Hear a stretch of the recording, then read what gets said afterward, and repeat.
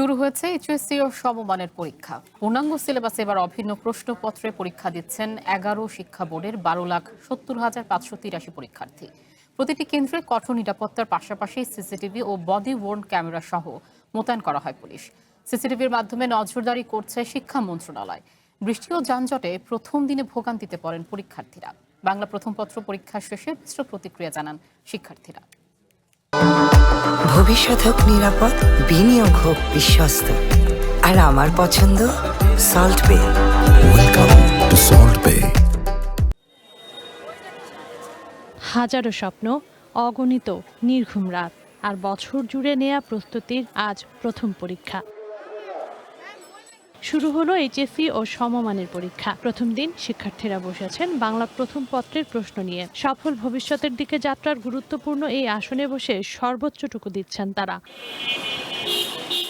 সন্তান পরীক্ষা কেন্দ্রে অপেক্ষায় থাকা মায়ের প্রার্থনাতে তাই কেবলই সন্তানের কল্যাণ কামনা। অনেক বছর পর এবার পুরো সিলেবাসের উপর পরীক্ষা হচ্ছে, তাই কিছুটা দুশ্চিন্তায় অভিভাবকরা। এবার অভিন্ন প্রশ্ন হবে, সারা দেশে একই প্রশ্ন, ভালো হবে, সবার জন্যই ভালো হবে আশা করছি আর কি। বাংলার সবচেয়ে যে সমস্যাটা এবার হয়েছে, আমরা এই প্রথম ফুল সিলেবাস আবার পরীক্ষা দিচ্ছি।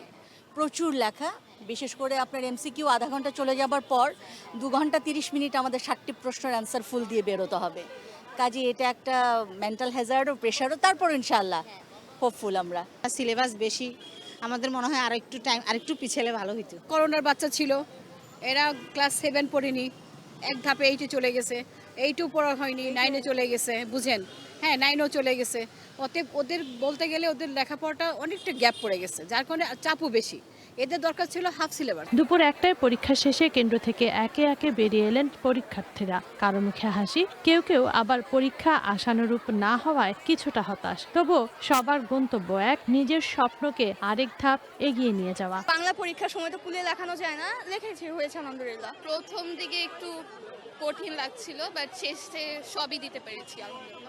এবার এইচএসসিতে নিরাপত্তা ব্যবস্থাও বেশ কঠোর। কেন্দ্রগুলো সিসিটিভি ক্যামেরার আওতায় নেওয়া হয়েছে এবং শিক্ষা মন্ত্রণালয়ে সিসিটিভি ক্যামেরার মনিটরিং সেল স্থাপন করা হয়েছে, যেখান থেকে দেশের সব কেন্দ্রের সিসিটিভি মনিটর করা যাবে। এছাড়া কেন্দ্রের দায়িত্বে নিয়োজিত পুলিশ কর্মকর্তাদের বডি ওয়ার্ন ক্যামেরা রয়েছে। বাংলাদেশ পুলিশ পরীক্ষার্থীর জন্য সর্বোচ্চ সতর্কতার সহিত এখানে দায়িত্ব পালন করছে এবং আজকের মতো পরীক্ষা সুন্দর ও সুষ্ঠুভাবে সমাপ্ত হয়েছে।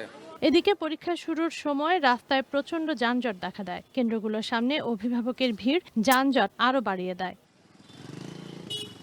11টি শিক্ষা বোর্ডের পরীক্ষায় মোট 12,70,583 জন শিক্ষার্থী অংশ নিচ্ছে। এবার 9টি সাধারণ শিক্ষা বোর্ডে অভিন্ন প্রশ্নপত্রে অনুষ্ঠিত হবে পরীক্ষা। তানজিনা অন্ত, ওয়ান নিউজ, ঢাকা।